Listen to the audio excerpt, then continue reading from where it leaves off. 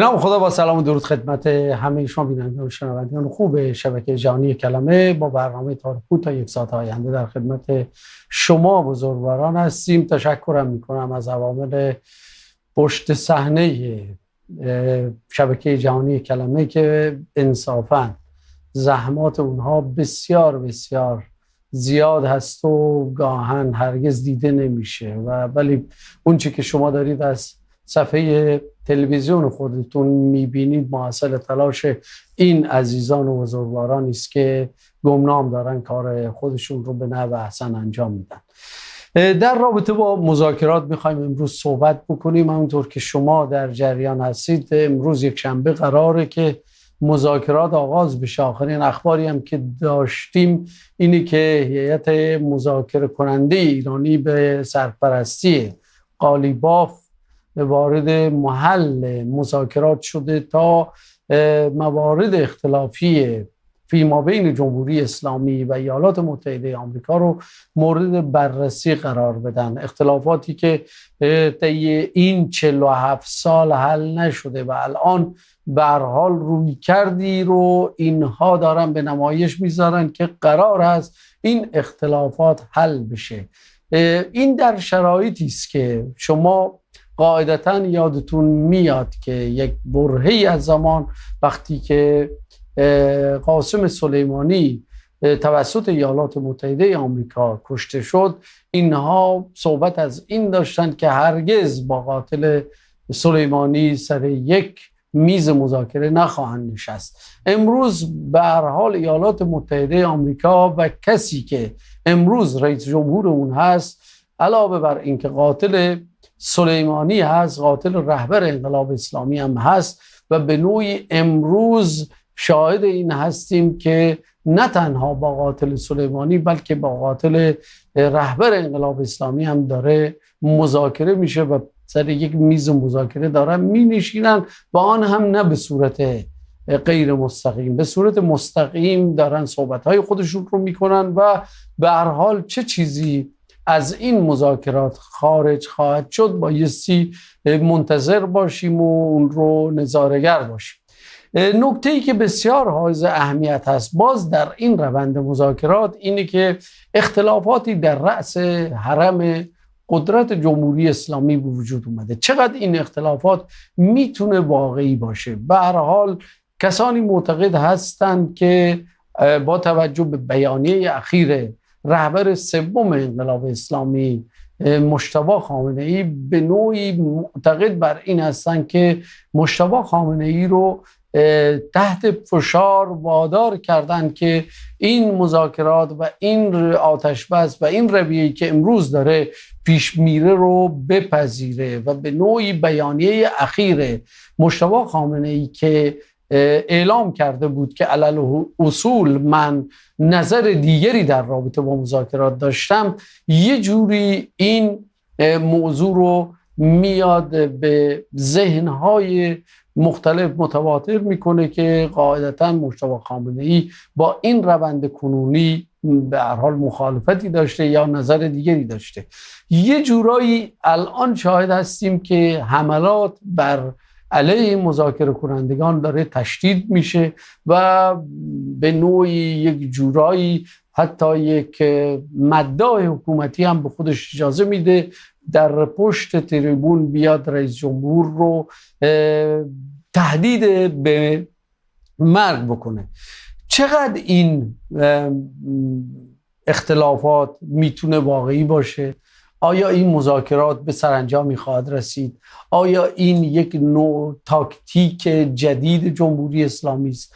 آیا به هر حال این فشارها و مسائل اقتصادی که در کشور وجود داره و ترس از اعتراضات به نوعی باعث شده امروز جمهوری اسلامی یک جورایی داره تغییر نگرش میده در اون رویکرد کلی خودش در سیاست خارجی و خیلی از عوامل دیگر؟ اما باز یک موضوع دیگری که در این مذاکرات بسیار حائز اهمیت هست اینه که هیچ کدوم از اصول و قوانین و اون به هر حال پروتکل های حقوق بشری در این مذاکرات گنجونده نشده و به نوعی مردم ایران هرگز در این مذاکرات دیده نشدن و علی‌رغم اینکه به حساب شما قاعدتاً شاهد و ناظر بودید که بسیاری از افراد و بسیاری از اپوزیسیون خارج از کشور به نوعی روی دیوار ترامپ یادگاری می نوشتند و اون رو عمو خطاب می کردن،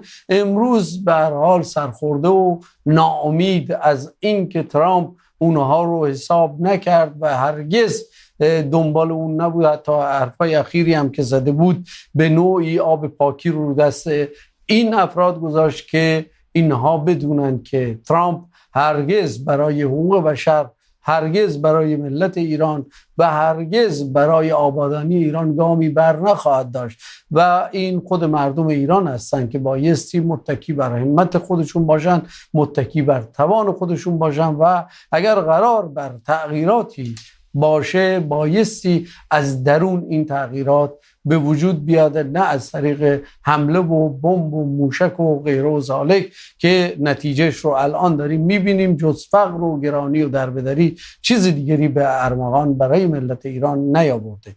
امروز میخوایم مسائل رو به صورت کارشناسی تر توسط جناب آقای دکتر حسن نایب هاشم پیگیری بکنیم، با این توضیح که شما عزیزان از طریق واتساپ میتونید پیام‌های نوشتاری خودتون رو، سوالات خودتون رو، دیدگاه‌های خودتون رو اینجا مطرح کنید. سوالات و دیدگاه‌های شما قطعاً میتونه هم برای ما رهگشا باشه و هم ما اینجا اون رو مطرح خواهیم کرد و در رابطه با اون موضوعات بحث خواهیم کرد.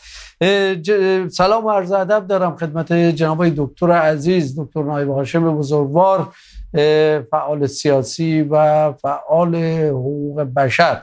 جناب دکتر خوش آمدید به برنامه خودتون تار و پود. ما هر 2 هفته 3 هفته مزاحمتون میشیم چون دوستتون داریم و تحلیل‌های شما رو میپسندیم و به هر حال شما رو یک انسان مستقل میدونیم نسبت به همه به هر حال اون چیزی که دارید بیان میکنید. انسانی هستید که در نوع بیانات خودتون کاملا مستقل و آزاد هستید و احساس هم میکنم وارد هیچ جرگه و حزب و جنایی هم نیستید. خوش آمدید آقا به برنامه خودتون. به هر حال عذرخواهی هم میکنم که این رو عنوان کردم، ولی خب برگردیم به مسئله اصلی خودمون و این مذاکرات. چقدر اولا خوشبین هستید به این مذاکرات؟ در این رابطه بگید تا بریم سر اصل مطلب و اون موارد اختلافی که در کشور وجود داره. خب من سلام و درود میفرستم خدمت شما و همکاران محترم برنامه شما و شما همچنین بینندگان محترم گرامی در همه دنیا. شما خب لطف کردید. به هر حال من به سهم خودم سعی میکنم که مسائل کشورمون رو دنبال بکنم و به هر حال نکاتی که به نظرم میرسه عرض بکنم و شما به هر حال چوبکاری فرمودید در صحبتاتون. در مورد خب میزان خوشبینی که به این مسئله وجود داره، خب ما امروز روز 5 تصویب این امضای در واقع این تفاهم نامه هستیم و خب تا دیروز حداقل میشه گفتش که مهمترین بند اون یا اولین بند اون اجرایی نشده تا این لحظه هیچ تضمینی وجود نداره و به این معنی میشه گفتش که در نقطه 0 یا 1 هستیم و به هر حال این 5 روز رو میشه گفت به اشکالی از دست رفته. ولی خب امروز یک مذاکرات 1 روزه دارن. خب 1 روزم زمان زیادی نیست، ولی کن خب یک کوشش جهانی داره در این رابطه انجام میشه. ما اون موقع 5 به اضافه 1 داشتیم، یعنی 5 کشور عضو شورای امنیت به اضافه آلمان که با جمهوری اسلامی مذاکره داشتیم. امروز 1 به اضافه 2 داریم. به هر حال آمریکا هیچ وقت نخواسته که سازمان ملل رو در کلیت خودش آنجور که باید به رسمیت بشناسه و به هر حال با خیلی از نهادهای اونم همکاری نمیکنه یا همکاریشو در زمان حداقل جمهوری خان قطع کرده و خودش به تنهایی در یک طرف مذاکره هست و حالا 2 کشور قطر و پاکستان جای حالا بگیم آلمان اون موقع رو گرفتن، یعنی 1 به اضافه 2 هست با جمهوری اسلامی مذاکره داره. البته خب سوئیس هم بی تاثیر نیست. امروز مذاکره یعنی ملاقات های وزیر خارجه سوئیس داشته با عراقچی، با جی دی ونس و به هر حال اونها به نظر میرسه که در این مذاکرات نقش معینی دارن، ولی که مذاکرات 4 طرفه تلقی میشه، یعنی ایران، جمهوری اسلامی، قطر و پاکستان. و خب پاکستان و قطر در بالاترین سطح، حتی بالاتر از سطح آمریکا و جمهوری اسلامی در این مذاکرات شرکت دارن. یعنی به هر حال دو شخصیت تاثیرگذار جدی پاکستان یعنی عاصم منیر و شهباز شریف در این مذاکرات هست و در رابطه با قطر هم همینطور، یعنی بالاترین مقام در واقع نخست وزیر اونجا شرکت داره در مذاکرات. و خب در ایران از ایران قالیباف، از آمریکا البته خب جی دی ونس هم حالا در حضرت ترامپ نیست، خب به هر حال مقام بالایی. حالا باید ببینیم که چگونه این مذاکرات پیش میره. مذاکرات هیئتی که تعیین شده، خب هیئتیه که اولا که خب گفتم مهمترین مسئله امروز قاعدتا همون بنده 1 خواهد بود، یعنی اینکه چون مطابق بنده 1 باید تمام درگیری ها در همه جا از جمله لبنان به پایان برسه که خب میبینیم نیست. یعنی ما بعد از اینکه این اتفاق، یعنی این تفاهم نامه امضا شد، هم شاهد بودیم که حزب الله و اسرائیل با هم دیگه درگیر بودند و 4 سرباز اسرائیلی کشته شده و بیش از 30 نفر در لبنان کشته شدن که خب طبعا خیلی هاشون غیر نظامی بودن و میشه گفت جنایت دیگری به جنایت اسرائیل در این چند روز هم باز اضافه شده. بنابراین یعنی مسئله دیگه فراتر از جنگ، دیگه جنایت جنگی به حساب میاد، کشتار غیر نظامی.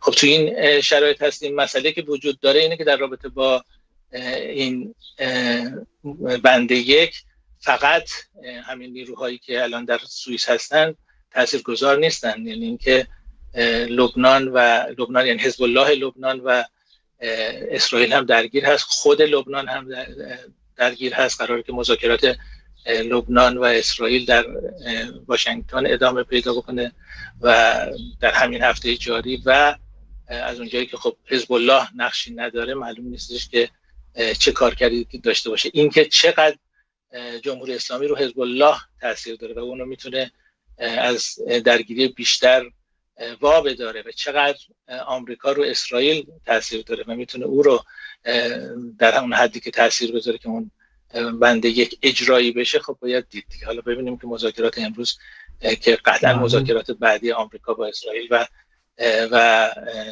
مقامات جمهوری اسلامی با حزب الله لبنان رو در بر خواهد داشت، به چه نتایجی میرسه و چه تفاهمی در این تفاهم ها به وجود میاد. البته خب ما هر چی صحبت کردیم فعلا راجع به این 5 روز، حالا راجع به این 55 روز باید صحبت کنیم و بعد از 55 روز. بله بسیار عالی. خیلی جالبه تا در این روندی که داره شکل میگیره و شکل گرفته به نوعی ما داریم میبینیم که خب اون چی که تحت عنوان مذاکره، توافق و یا توافق نهایی که اگر قرار هست صورت بگیره، به نوعی اسرائیل شاید تنها کشوری باشه که خیلی از این روند ناخرسند است و به نوعی تحرکات اخیرش هم در جنوب لبنان هم برمیگرده به همین موضوع و شاید با توجه به اینکه جمهوری اسلامی به نوعی لبنان رو خط قرمز خودش میدونه، همونطور که برای سوریه سالهای سال تلاش کرد و اون رو خط قرمزش میدونست و اون رو حتی حیات بشار اسد رو از حیات خوزستان هم مهمتر و در اولویت بیشتری قرار میداد، امروز هم نسبت به جنوب لبنان و بخش حزب الله اون همین احساس رو داره و خب اسرائیل اون رو درک کرده و دائما داره اون حملات خودش رو بر جنوب لبنان افزایش میده تا به نوعی بیاد از این قضیه و این روندی که شکل گرفته جلوگیری بکنه. حالا چقدر اینها ایالات متحده میتونه تأثیر بذاره؟ خب درون خود اسرائیل هم ما شاهد یه سری اختلافاتی هستیم که به نوعی نتانیاهو رو محکوم یا متهم به این کردن که شما نبایستی تمام قد و تمام عیار تابع ایالات متحده آمریکا باشید.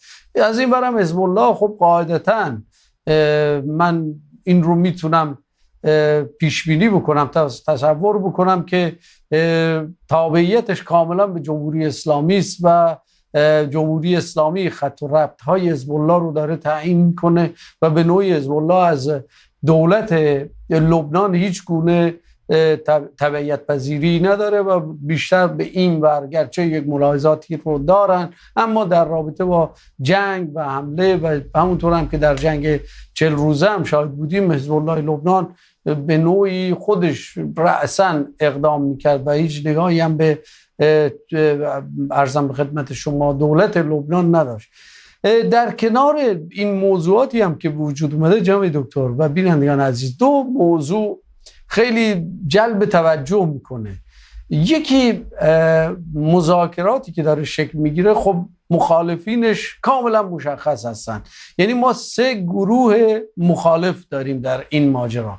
یکی اسرائیلی ها هستن یا دولت نتانیاهو هست که به نوعی مخالف این جریانه، یکی یک گروه درون هسته قدرت جمهوری اسلامی هستند که به نوعی مذاکرات رو خیانت میدونن و خواهان تداوم جنگ هستند، و یک گروهی از اپوزیسیون هستند که تحت عنوان برانداز معرفی میشن. حالا اینها هم به نوعی مخالف با هر نوع مذاکراتی هستند. یعنی جالب اینجاست که در رابطه با نوع مذاکرات دشمنان افراطی و دوستان افراطی جمهوری اسلامی همسو و هم عقیده هستند در رابطه با موضوع مذاکرات، و این خودش جای بسی تفکر و تأمل داره که چگونه اینها در یک مسئله به یک نقطه واحد رسیدن که اونم نبایستی مذاکره بشه و بایستی با جنگ و با زور و با سلاح و با موشک بیان به هم دیگه پاسخ بدن و به هر حال اهداف خودشون رو جلو ببرن. آقای دکتر، در درون هسته جمهوری اسلامی مشاهده یه سری اختلافاتی هستیم. اختلافات هم به نوعی ظاهر جدی داره، اما در باطن کسی نمیدونه که واقعا پشت پرده چی داره میگذره. شما از اون مدعی که میاد پزشکیان رو تهدید به مرگ میکنه که به هر حال حلقومتو میبریم، و با همین خشونت، حتی با ادبیاتی که من به کار بردم، با همین سبک و سیاق و با خشونت تمام این موضوع رو پیش میکشه، و خیلی از کسان دیگری که به هر حال در بدنه قدرت و حاکمیت هستن همین دیدگاه رو دارن نسبت به مذاکرات و دائما دارن این رو به عنوان یک خیانت بزرگ تلقی میکنن، و از این برم دولت و در رأس اون پزشکیان و تیم مذاکره کننده قالیباف از اعتراضات احتمالی مردم، همونطور که امروز پزشکیان این رو اعلام کرد که این اعتراضات قریب الوقوع خواهد بود به واسطه شرایط اقتصادی کشور. حالا این جنگی که در رأس حرم قدرت شکل گرفته، از دیدگاه شما چقدر این میتونه واقعی باشه و چقدر یک نمایش هست برای به هر حال چانه‌زنی بیشتر، برای اینکه ایالات متحده آمریکا بگن آقا ما اینجا داریم به زور یا با قدرت خودمون داریم با شما مذاکره میکنیم، اگر کمی عدول کردید از موضوعات خودتون ما اینجا قاعدتاً دچار یک شکستی خواهیم شد که این مذاکرات به هم خواهد خورد. چقدر فکر میکنید این مذاکرات و این عرضم به خدمت شما میخوام این درگیری در رأس حرم قدرت میتونه شکل واقعی داشته باشه و پیامدهای اون چی میتونه باشه؟ خب ببینید، نیروهایی که در حکومت هستن، چه اونهایی که بیشتر تندرو هستن و چه اونهایی که کمتر تندرو هستن، در یک سری از مسائل کاملا اشتراک نظر دارن در رابطه با سرکوب مردم، در رابطه با در مجموع خودش اسرائیل ستیزی، آمریکا ستیزی. اینها موضوع مشترکی دارن و خب به هر حال همه جا ابراز میکنن، ولی واقعیت اینه که اونها طیفی از نظرات هستن بسته به تجربه زیسته خودشون در این چند ده سال. خب زندگی های متفاوتی رو دارن و دیدگاه های جهانبینیشون اندکی با هم دیگه متفاوت هست در چارچوب همون جهانبینی کلی که عرض کردم. به هر حال ضد مردمی بودن و ضد حالا خارجی بودن و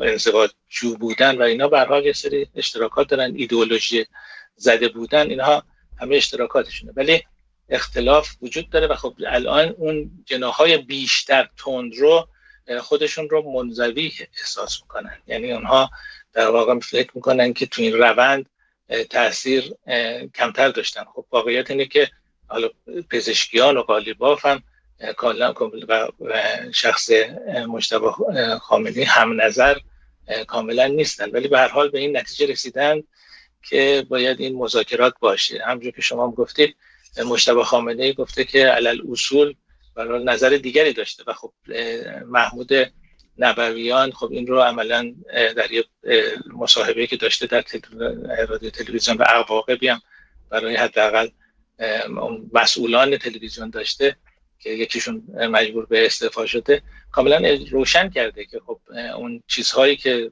منویات رهبری بوده در این مذاکرات اعمال نشده، تامین نشده و این قطعنامه، این تفاهمنامه حاصل نظر تمامیت نظر خامنه‌ای نیست. خب طبیعی هم هست که اینطوری نباشه. به هر حال با یه سری راهنمودها اینا به طرف میز مذاکرات میرن و خب اونجا بالاخره بدبستون‌هایی باید باشه. امروز هم همینطوره، ولی به طور کلی ظاهراً او گفته که اگر شورای عالی امنیت ملی 75% یک نظری رو داشته باشن خب من موافق هستم و فقط یک نفر که قاعدتاً جلیلی بوده، قاعدتاً تصور میشه جلیلی بوده، از رأی مخالف داده. بعد یکی هم صحبت کرده که شاید وزیر اطلاعات در واقع تو مجموعه رأی مخالف رو داده، ولی خب با توجه به مجموعه سرپرست وزارت اطلاعات کردن پور محمدی به نظر نمیرسه که او که حالا چه می‌دونم سعی کرده خودش رو اصلاح طلب تا حدی جا بزنه و میدونیم که چقدر اون هم یک جانی علیه بشریت هست در کنار خود مجتبی خامنه‌ای که خب پور محمدی کسیه که در کشتار سال 67 یکی از عوامل اصلی بوده و مجتبی خامنه‌ای هم ظاهراً فرمان کشتار 18 و 19 دی و حالا به 20 دی رو مجتبی خامنه‌ای داده. اینها به هر حال متهم‌های اصلی هستند، ولی که تفاوت‌های به نظر میرسه که پایداری‌ها آنچنان که خب خود محمود نبویان از عناصر پایداری هست که این رو افشا کرده عملاً و خب به هر حال یک مطلب محرمانه رو افشا کرده، بنابراین محاسبه کرده که در این رابطه حرکت کرده و خب حالا جلیلی سکوت کرده، ولی خب به هر حال مشخصه که در شورای عالی امنیت ملی خب جلیلی میتواند نظر دیگری داشته باشد. میدونیم هم که مجتبی خامنه‌ای تا حالا سعی کرده به انتصابات پدرش دست نزنه و حالا اگر یه جا خالی بوده شاید کسی رو منصوب کرده باشه، ولی خب مثلا عزل نکرده جلیلی رو و کسی دیگه‌ای رو جای او بگزینه. مجموعه صحبتاش هم اینجوریه که میخواد در واقع یک نیروی باشه میانه تندرو، کمتر تندروها و تندروترها، ولی هرچند که هست بالاخره معلومه که قالیباف رو او گمارده، یعنی اون میتونست مثلا بگه پزشکیان یا عراقچی مثلا این مذاکرات رو هدایت بکنه یا شخص دیگری، ولی انتخاب مجتبی خامنه‌ای قالیباف بوده. قالیباف هم تو این صحبتی که اخیراً 2 روز پیش داشت گفت خب ولی منم خیلی مایل نبودم، اینو در واقع سعی کرد اینطور وانمود بکنه که خب همین که شما میفرمایید که سلیمانی رو، قاتل سلیمانی و خامنه‌ای رو خیلی باش تمایل نداشته مذاکره بکنه، ولی خب به هر حال این رو مأمور کردن در این رابطه. بنابراین میشه گفتش که حالا پزشکیان هم که از این سو کاملا کنار گذاشته شده. حالا درسته که امضای او پای این تفاهم نامه هست، ولی که خب مجموعه در این هیئت به نظر میرسه که نقشی نداشته، نقشی نداره و به هر حال سعی میکنن به عنوان یک فرد در واقع نمایشی عملا از او، یعنی شده رئیس جمهوری که رئیس جمهور هست ولی اختیارات نداره، مطابق باز هم قانون اساسی شخص دوم کشور هست و اگر که حالا به هر دلیلی شخص اول کشور که مجتبی خامنه‌ای است نمیتونه وارد مذاکرات بشه مستقیما، خب باید پزشکیان قاعدتاً باشه. ولی خب ببینیم که همچین پدیده ای نیست. بنابراین از این سو پزشکیان و پزشکیان ها کسانی که چون اون فکر میکنن، و از طرف دیگر جبهه پایداری که حالا جلیلی شاخص‌ترین فردش هست، خب اختلاف نظر جدی دارن. و حالا اونهایی که بیشتر خودشون رو گفتم در انزوا فعلا احساس میکنن همین جبهه پایداری ها هستن که خب نوویان به طور مشخص هست. البته اون باقرینی‌ها که در واقع ایدئولوژی اونها هست در مجموع میشه گفتش که از مذاکرات حمایت کرده، ولی که اونجایی که هی اصرار میکنن، مثلا رسایی اصرار میکنن هر چه زودتر مجلس رو تشکیل بدید، یا کسانی نمایندگان از مجلس صحبت میکنن که شاید 2 هفته بیشتر دیگه شما صبر میکردید، در اون صورت قطعاً عقب نشینی بیشتری رو شاهد بودیم از جانب ترامپ. اینها به هر حال نشون میده که از این روند اونها ناراضی هستن و این به نظر من کاملا واقعیه. بله، خب حالا به نظر شما این روند نارضایتی که وجود داره و بهش اشاره کردید و یه جوری جبهه پایداری در رأس این نارضاییان، کسانی که ناراضی هستن قرار دارن، چقدر اینها رو قدرتمند میبینید که بتونن بر جریان کلی مذاکرات اثر بذارن و بیان به هر حال یه چرخشی رو ایجاد بکنن؟ و در ثانی این اختلافاتی که به وجود اومده چقدر احساس میکنید که ممکنه منتج به یک درگیری تمام عیار در رأس حرم قدرت بشه، به گونه‌ای که سپاه، ارتش و دیگر نهادهای قدرت هم وارد ماجرا بشن؟ و یک حالا تحلیل دیگری هم که هست اینه که شاید یک گروه از اینها متکی به مردم بشن و از مردم دعوت بکنن تا در این روند به حساب مداخله بکنن. آیا اینها رو محتمل میبینید که چنین وضعی پیش بیاد و اختلافات به این سمت کشیده بشه که کنترلش از دست جریاناتی که الان در رأس حرم قدرت قرار گرفتن خارج بشه؟ خب البته این نیرو نیروی جدی هست در حاکمیت و میتونه موش‌دوانی هایی بکنه، ولی که نیروی غالب نیست. میشه گفتش که از قبل از انتخاب پزشکیان یا در روند در واقع انتخابات ریاست جمهوری، علی خامنه‌ای احساس کرده بود که به خصوص در انتخابات مجلس این جناح تندروتر بیش از حد نیرو گرفته و شاید چراغ سبزی که داده شد که بتونه پزشکیان در واقع از سد شورای نگهبان عبور بکنه و برای ایجاد یک تعادلی بود در زمان خامنه‌ای.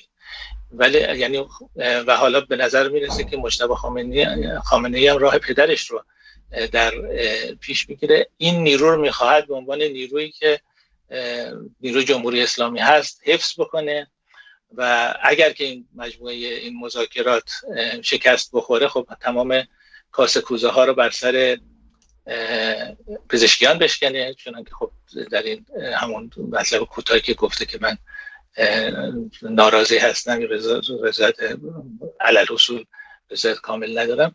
از اون طرف خب به طور مشخص گفته که مسئولیت رو با پزشکیان به گردن او انداخت. بنابراین ولی موضوع به نظر من هنوز موضوع به اونجاها نرسیده و بیشتر یعنی در کنار این موش‌دوانی ها اصل قضیه مسائل خارجیه.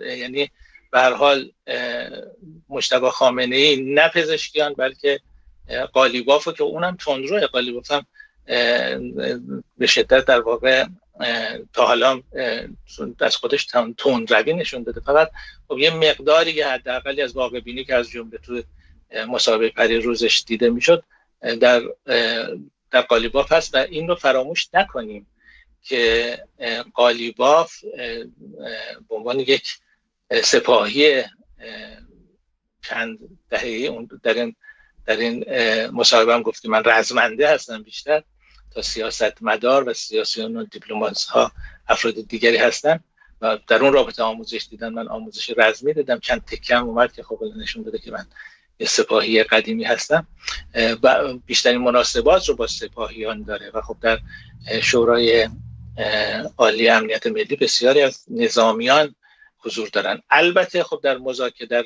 بعد در زمانی که جنگ نیست خب داره اجرای امور از نظامیان کم کم سپرده میشه به سیاسیون. الان تو اون مقطع هستیم، تو این 2 ماه گذشته میشه گفت در این مقطع بودیم، ولی این روندی به آرامی هست و به هر حال من فکر نمی کنم که نیروهای افراطی داخلی حالا میخوان تو میدان هم عملا حضور داشته باشن. صحبت از در واقع اعدام قالیباف و اعدام مذاکره کنندگان و اینها هم کردن و حالا فعلا یه خود به سمت پزشکیان که بی تقصیر در این رابطه، یعنی کاری نکرده در این رابطه. خب این صحبت اخیره در واقع کارد بر حلقوم رو شنیدیم، ولی قبل از اون در رابطه با قالیباف هم شنیدیم. یعنی مسئله این هستش که اونایی که با مذاکرات مخالفن در داخل کشور کل روند رو، ولی اونها وقتی که پای مجتبی خامنه‌ای در میان باشه این جرأت و جسارت رو ندارن که در مقابل خواست او بایستن و می‌بینیم هم که تقریبا با فاصله کوتاهی بعد از مرگ علی خامنه‌ای این نیروها همه چه کمتر تندرو چه بیشتر تندرو بیعت خودشون رو با مجتبی خامنه‌ای چنانکه با همون الفاظی که در مورد علی خامنه‌ای صحبت میشه. جناب نایب هاشم عزیز، آقای دکتر، چرا این لفظ من علل اصول نظر دیگری داشتم، این چرا عنوان شده به نظر شما اگر واقعی باشه؟ خب اولا که واقعیه، برای اینکه خب اون یه سری دستورالعمل رو داده به هیئت مذاکره و خب بعدا رفته تو همون مخفیگاه خودش و خب طبیعیه که انتظار داشته اونها کاملا برآورده بشه. خب طبیعیه که اونها کاملا برآورده نمیشه در مذاکرات، هیچ وقت که تمام اونها برآورده نمیشه و محمود نبویان هم کاملا روشن کرد که گفته مثلا رابطه مسئله هسته‌ای اصلا نباید صحبت بشه. خب یکی از بندها گفته که در رابطه با مسئله هسته‌ای باید صحبت بشه. در صحبت‌های قالیباف به طور مشخص این بود که تمام تاکید هیئت آمریکایی رو مسئله هسته‌ای بوده، مسئله دیگه براش چندان اهمیت نداره. از جمله این، یعنی واقعیت اینه که خب مطالبی در این تفاهم نامه هست که خب مورد تایید او قطعا نیست و صحبت سر این کرده که تنگه هرمز به هیچ وجه نباید باز بشه. این جزو صحبت‌های اولیه مجتبی خامنه‌ای بوده به هیئت مذاکره کننده. من توصیه میکنم، البته میدونید که این مذاکره، این مصاحبه‌ای که آقای محمود نبویان داره در دقیقه 10-11 قطع شد و به هر حال ماموران امنیت، یعنی اونها که حافظ امنیت رژیم هستن، تذکر دادن به صدا و سیما که باید این ادامه پیدا نکنه، ولی الان هست. یعنی بسیاری از سایت‌های مثل فارس و غیره و غیره هنوز این رو حذف نکردن. یعنی اینکه نیروهای تندروتر درون حالا سپاه، درون حاکمیت خواهان این هستن که این بحث ادامه پیدا بکنه و به هر حال نظرات خامنه‌ای بیشتر مطرح بشه. قطعا در این 55 روز تأثیر خواهد گذاشت بر روی اجرای مواد 4 و 5. ما گفتم ما فعلا تو این 5 روز و از جمله امروز بحثمون راجع به بند 1 هست، ولی بند 4 و 5 و بند 10 و 11 خب بحث ها امروز میخواد یه مقدار مطرح بشه. قطعا تو این 55 روز تاثیرگذار خواهد بود این اختلاف نظر و این اختلاف نظر تا کجا دامن بگیره و مثلا فرض کنید چون صحبتی بود که مثلا جای جلیلی مثلا همین کاظم قریب‌آبادی رو انتخاب بکنه مجتبی خامنه‌ای به عنوان عضو شورای عالی امنیت ملی، اینکه یه تغییراتی در ساختار حاکمیت داده به ساختار سیاسی حاکمیت، وضعیت نظامی رو که کشت و کشتارها تعیین کرده در ساختار نظامی، ولی اینکه در ساختار سیاسی تغییراتی روی بده و مهمترینش اینه که مجتبی خامنه‌ای چه نمایندگانی رو انتخاب بکنه یا مثلا مجمع تشخیص مصلحت رو فرا بخونه و غیره.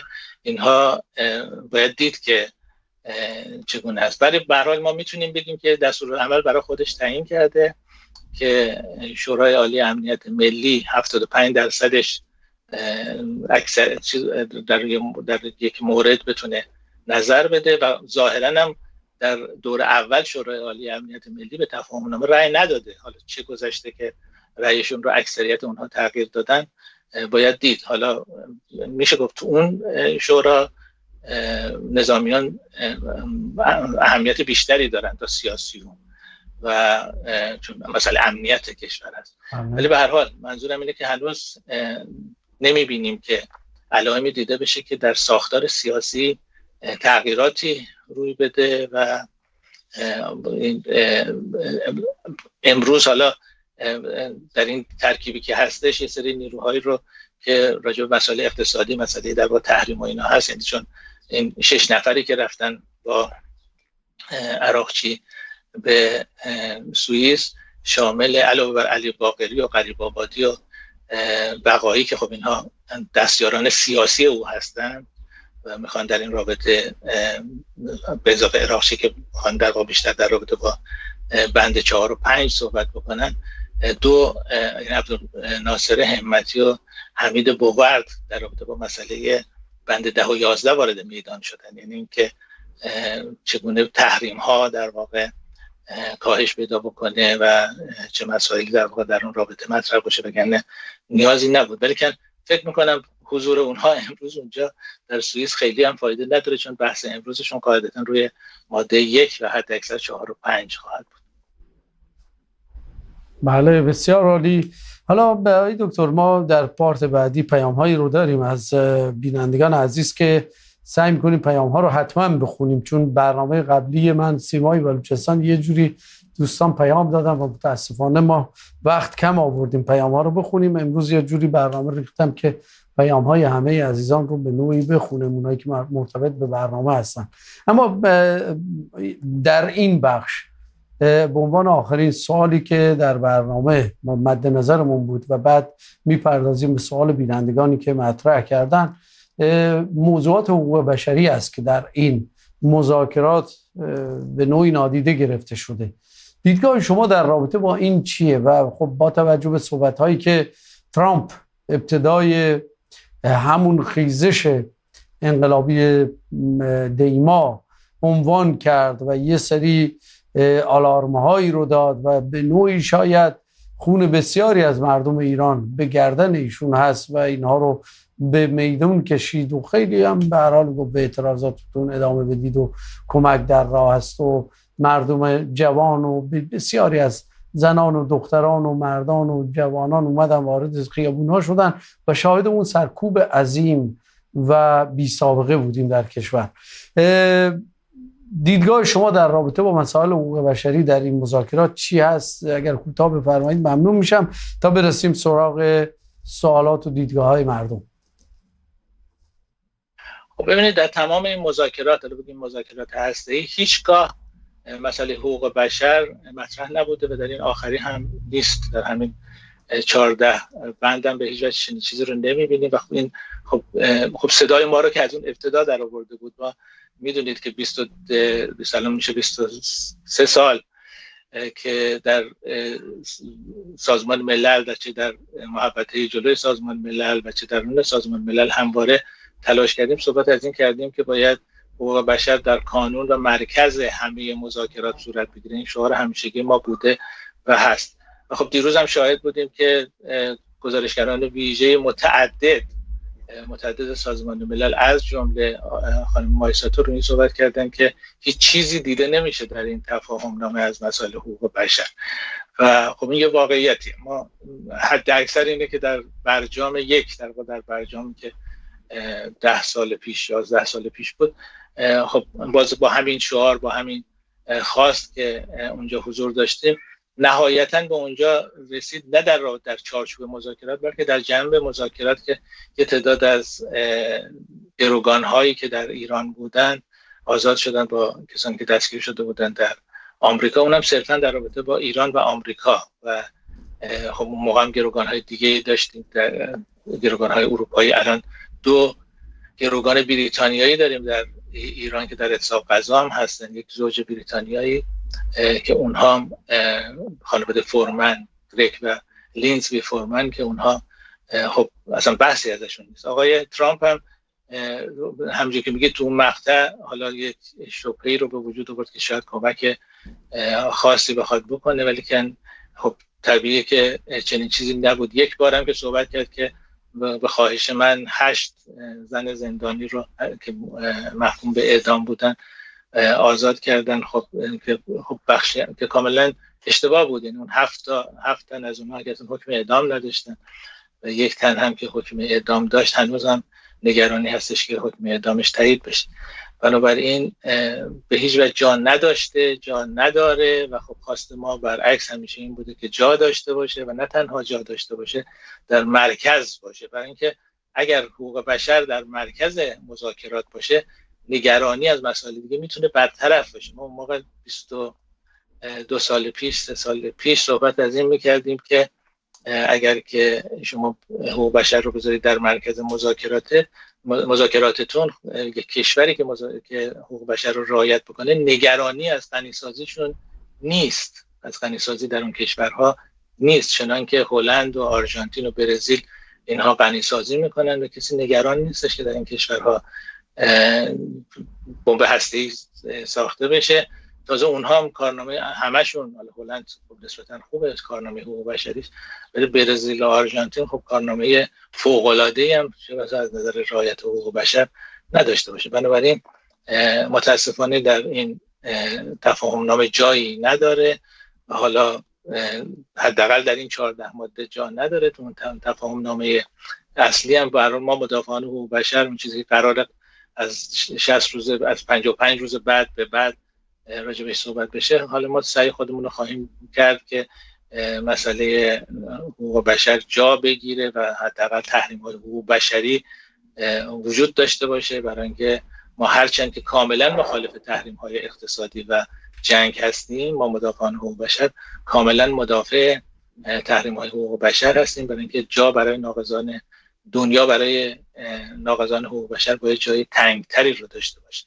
حالا اون دیگه مراحل بعدیه، ولی قطعا ما این شعار خودمون رو حتما هر هفته در سازمان ملل بارها تکرار خواهیم کرد که باید حقوق بشر در مرکز کانون مذاکرات شما قرار داشته باشه.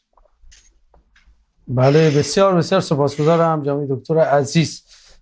من قبل از اینکه پیام ها رو بخونم یه توضیح بدم. روز جمعه بیننده عزیزی پیام داده بود و در رابطه با مهمان برنامه که در مورد سیمای بلوچستان بود یه سری اظهاراتی داشتن و خب به هر حال اظهارات و دیدگاه خودشون رو مطرح کرده بودن. من اینجا یه نکته رو عرض بکنم. بنده خب سوالم یه جوری مربوط به خود من هم بود که دیدگاه سیاسی من رو یه جوری جویا شده بودم، وقت نشد بگم. بنده وابسته به هیچ حزب و گروه و جریانی نیستم و نخواهم بود. این رو خدمت شما عرض بکنم. یا به صورت مستقل دارم عمل میکنم. خواهان آزادی و دموکراسی در ایران هستم. خواهان این هستم که تمام ایران، تمام اقوام ایران، تمام ملت‌های ایران به صورت مساوی و برابر در کنار هم زندگی بکنن. اشاره هم کرده بودید تو پیامتون به این که خب در بلوچستان تفکر تجزیه طلبی و از اینجور چیزا وجود داره. نه، من این رو قاطعانه رد میکنم. در بلوچستان چنین تفکری وجود نداره، ولی اون چه که حائز اهمیت هست، خب بلوچ ها خواهان حق و حقوق خودشون هستن، آزادی در بیان خودشون، زبان خودشون، آموزش خودشون، فرهنگ و اصالت و اعتقاد خودشون، اینها رو خواهان هستن و میخوان که این قوانین به رسمیت شناخته بشه توسط هر حاکمیتی که در ایران روی کار خواهد اومد یا روی کار هست و دنبال این گونه مبارزات هستن. خواهان برابری با دیگر شهروندان ایرانی هستن و هیچ موقع خودشون رو نه برتر از دیگری تصور کردن و نه خودشون رو پایینتر از دیگری. این چیزایی است که من لازم بود که توضیح بدم. امیدوارم بیننده عزیز ما این پیامی که فرستاده بود رو و وقت نشد توضیح بدم این رو یه جوری شنیده باشه. اولین پیام رو از دوستی میخونیم و با این مضمون: درود بر ملت شریف و شجاع ایران. درود بر شما آقای سوری و آقای دکتر نایب هاشم. شما در برنامه‌هاتون و برخی دیگر برنامه‌هاتون براتون پیام میفرستم نخوندید. از مبارزات ملت ایران برای آزادی فقط تا خیزش ملی مهسا ژینا امینی به عنوان زن زندگی آزادی حرف میزنید و دفاع میکنید، اما از انقلاب ملی شیر خورشید ملت ایران رو نادیده و نفی میکنید. فقط زمانی که به زعم خودتان میخواهید شاهزاده پهلوی رو تخریب کنید از جاویدنامان 1404 حرف میزنید و میگید رضا پهلوی 42,000 ایرانی رو به کشتن داد و از دستگیر شدگان دیما هم حرفی از شما شنیده نمی شود. مگر ایرانیان با هم برای شما فرقی دارن؟ خب دوست عزیز، من همینجا توضیح دادم. بنده گفتم از هیچ دیدگاه و هیچ جنایی و هیچ جریانی به قول معروف نه باش مخالفم، نه اینکه خودم رو گره زدم باش تحت هیچ عنوانی. چیزی که برای من مهم هستن مردم ایران هستن، اون جوانان عزیزی که در دیما جون خودشون رو از دست دادن، تک تکشون عزیزترین جوانان این سرزمین بودن، عزیزترین خانواده های خودشون بودن، کسانی بودن که امید به زندگی داشتن، اما این امید به زندگی توسط جمهوری اسلامی چهره در نقاب خاک کشید. خب قاعدتاً ما این رو به شدت محکوم میکنیم و بعدم خب به هر حال توضیحات آقای نایب هاشم عزیز رو هم خواهیم شنید. مگر ایرانیان با هم برای شما فرقی دارن؟ ما که عضو حزب، گروه یا سازمانی نیستیم، بلکه همه ما شهروند ایرانی هستیم. آقای سوری فقط خواهشاً نگید اینطور نیست، که اگر نبود هیچ وقت پیام در این مورد نمیفرستادم. سپاسگزارم. پاینده ایران سرفراز، ملت شریف ایران ما ملت کبیریم، ایران رو پس میگیریم تا ابد و یک روز جاوید شاه. جناب نایب هاشم، شما اگر توضیح دارید بفرمایید در این رابطه. بنده به هر حال نظر کوتاهی داشتم که عرض کردم. فقط وقتمون کمه. ببخشید. از نظر من خب زن زندگی آزادی یک انقلاب نوینی بود و به هر حال ما به مرحله دوم اون میشه گفتش که رسیدیم در ماهای گذشته و همجور که گفته شد اینها در تناقض با همدیگه نیستند، بلکه مکمل همدیگه هستند. اعتراضات مردم کشور ما ادامه داشت و ادامه داره و خب الان تو مقطعی هستیم که کسانی که در میشه گفت قیام دیماه سال 404 نقش داشتن خب الان تحت فشار جدی هستن و خب تعداد زیادشون کشته شد. خب دیدیم دیگه در اون روزها کشته شدن و الان افراد خیلی زیادی هستش که دستگیر شدن، بازداشت شدن و برای اونها حکم‌های سنگین صادر شده، از جمله اعدام و تعداد زیادی اعدام شدن و این مطلبی هست بیش از 40 نفر اعدام شدن در همین هفته‌های اخیر در ارتباط با همین قیام دیماه 96 تا قیام دیماه 404 ما اتفاقات فراوانی رو داشتیم و جامعه آبستن تو صحبت‌های پزشکیان امروز هم بود و مسائلی رو در واقع آبستن اتفاقات بعدی هم هست جامعه، برای اینکه هیچ چیزی بهتر نشده. هیچ چیز اگه حتی چند میلیاردی هم در واقع آزاد بشه، این چند میلیارد این که قطعا تو جامعه برای دوباره بازسازی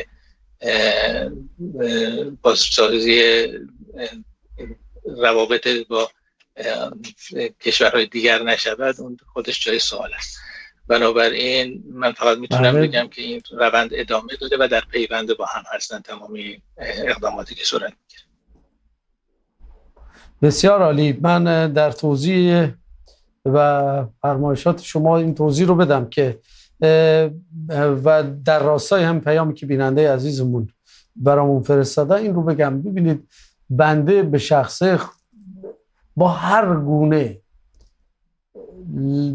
فحاشی، با هر گونه حمله، با هر گونه خشونت توسط هر کسی، ببینید ما حتی در خود جمهوری اسلامی کسانی رو داریم که دو آتیشه طرفدار جمهوری اسلامی هست.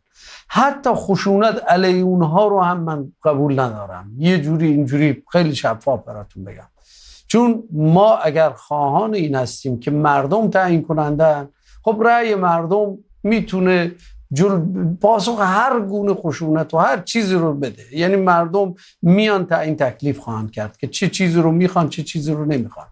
شما آقای عزیز مثلا فرض کنید طرفدار شاهزاده پهلوی هستید، وقتی مردم ایشون رو میخوان و به قول شما مردم این رو طلب میکنن، چه نیازی هست که به مخالفین شاهزاده رضا پهلوی شما بیاید حمله بکنید؟ چه لزومی داره که مثلا بیاد از همین الان بگید ما تیرهای چراغ برق آماده کردیم که سر هر چهارراه 100 نفر رو اعدام کنیم؟ چه نیازی هست که مثلا فرض کنده به ورزشگاه ها برید بگید آقا اگر این پرچم رو تو دستت نگیری ما میکشیم شما رو، میبندیم یا قتل عام میکنیم یا فلان میکنیم؟ خب این چیزهاست که خب آدم باش مخالفه، هر کسی باش مخالفه. و قاعدتا اگر خواهان این هستیم که ما دموکراسی رو در ایران میخوایم، یعنی اینکه به رأی عامه مردم احترام بذارید. حالا این رأی عامه مردم میخواد انتخابش رضا پهلوی باشه، میخواد جمهوری خواهان باشن، میخواد فدرالیسما باشن، میخواد مجاهدین خلق باشن، میخواد خود جمهوری اسلامی باشه، هر کسی باشه.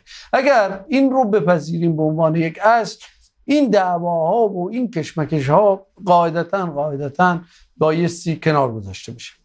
دوست دیگری پیام داده: سلام بر شبکه کلمه و استاد بزرگوار. امروز توی این فکر افتادم که نکند به کشته شدن علی خامنه‌ای نمایشنامه بیش نباشد، اینها در کشورهای دیگر در حال جفتک انداختن هستند. نه، فکر نکنم چنین چیزی درست باشه. حالا بعد اگر آقای نایب هاشم هم توضیح دارن خواهند فرمود و گوش میکنیم. دوست دیگری پیام داده: سلام استاد سوری و جناب دکتر نایب هاشم. جناب دکتر، ترامپ میگفت، خطاب به شما گفتن آقای دکتر، ترامپ میگفت کمک در راه است. چه کمکی؟ آقای ترامپ کمک این بود که در 2 شب 5000 جوانان ما رو توسط پهلوی بدون سلاح به خیابان بیایند و کشته شوند. کی باید جواب پدران و مادران داغدار رو بدهد؟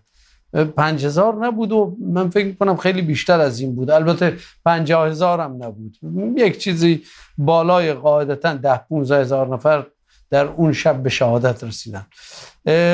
جواب پدران و مادران داغدار رو بدهید. آخوند اصلا این بدهید. آخوند که اصلا ایرانی نیستن. حکومت جهنمی خامنه‌ای، حزب الله و لبنان و یمن و شعبی برایشون مهمتر از مردم ایران است و ننگ و شرم بر اونها. بر ترامپ ترسو و استاد حرف زدن و دروغ زدن بایستی نه بگوییم.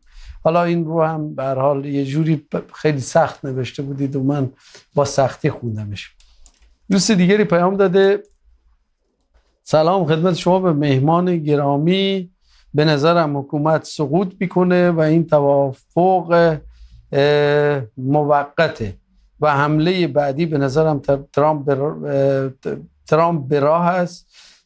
برای سرنگونیش کار رو انجام خواهد داد و برای گذار موقت به نظرم احمدی نژاد یکی از اصلی ترین گزینه‌های ترامپ خواهد بود. آقای دکتر تا این لحظه حالا اگر نظری دارید بفرمایید، ما در خدمت شما هستیم. وقتمون هم دیگه متاسفانه رو به اتمام 5 دقیقه وقت داریم. جنبندی شما رو خواهیم شنید. خواهش میکنم. فکر میکنم سوال اول مبنی بر این بودش که احتمالاً علی خامنه‌ای کشته نشده. من نمیدونم درست متوجه شدم. بله دقیقاً. خب اون دیگه به هر حال قطعاً کشته شده، برای اینکه خب الان قراره که برنامه تشییع جنازه‌ش هم هست. تشییع جنازه‌ش هم دارن طوری انجام میدن که در ماه محرم باشه، یه هفته بعد از تاسوعا و عاشورا و شرایط فراهم بشه که در واقع روحیه حسینی برقرار باشه. و در زمان زنده بودنش رو با علی مقایسه میکردن، حالا با حسین مقایسه میکنن که کشته شد، شهید شد. به هر حال من فکر میکنم که داره این برنامه‌ریزی دارن. حالا اینکه چه از اون باقی مانده باشد که خب نمیدونیم. واقعیت اینه که آنچنان خب اون حمله سنگین بوده که ممکنه که بقایای او فوق‌العاده راحت در دسترس نباشه. در رابطه با اینکه ترامپ کمک در راه هست گفته بود، خب اون کمک که در راه هم بود همین حملات نظامی بود که خب شاهد بودیم که به اون جایی رسید که زیرساخت‌های کشور رو از بین ببره و خب طبیعی که از نظر ما این کمک نبود، کمک نیست و کمک اینه که خب به انسان‌ها کمک بشه و از قربانیان رژیم یاد بشه که خب همچین روندی رو خب هیچ وقت ترامپ نداشت و نداره. و اخیراً شاهد بودید که کسانی که خواهان جنگ بودن و بمباران کشور بودن او هم نادان و احمق نامید. به هر حال دل بستن به ترامپ صحیح نبود و صحیح نیست. اینکه حالا حتما جنگ دیگری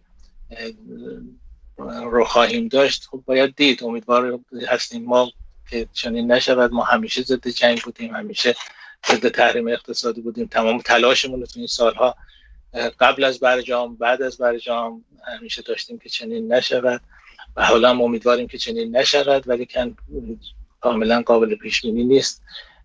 شرایط بعدی ما نشد که راجع به 55 روز بعدی بیشتر صحبت بکنیم. حالا زمان هست و چه مراحل بعدی رو باید طی بشه. ما فعلا در مرحله‌ای هستیم که ماده اول یا بند اول این تفاهم نامه و بند 4 و 5 در مورد احمدی نژاد هم پرسیدن که گزینه ترامپ احمدی نژاده. در حد 30 ثانیه وقت. نه من فکر نمی کنم که گزینه صحبت‌هایی ممکنه باشه، ولی احمدی نژاد خب اون پایه رو در جامعه نداره. حالا فعلا که گزینه‌اش میتونه همون قالیباف باشه یا حالا آقای دکتر از احمدی نژاد خبری داری؟ شما الان کجاست؟ ناپدید شده احمدی نژاد، اصلا خبری ازش نیست. نه خبری از اون نیست، ولی نه تنها خبری از اون نیست، از خیلی دیگه خبری نیست. خود پزشکیان ازش خبر چندانی نیست. به هر حال واقعیت اینه که فعلا دارن نظامیان، هنوزم نظامیان حکومت رو اداره میکنن به اضافه سیاسیونی که خیلی به نظامیان نزدیکن مثل قالیباف. بسیار عالی، سپاسگزارم آقای دکتر عزیز، دکتر نایب هاشم، و سپاس از شما بینندگان عزیز. به هر حال کسی گله‌مند نباشه، ما پیام‌های مربوط به برنامه رو خوندیم. پیام‌های غیر نامربوط رو دیگه اگر فرستادید من از شما عذرخواهی میکنم، دیگه من نمیتونم اونا رو اینجا بخونم. به امید روزهای خوش برای ملت ایران و به امید آزادی یا حق. خدا حافظ شما.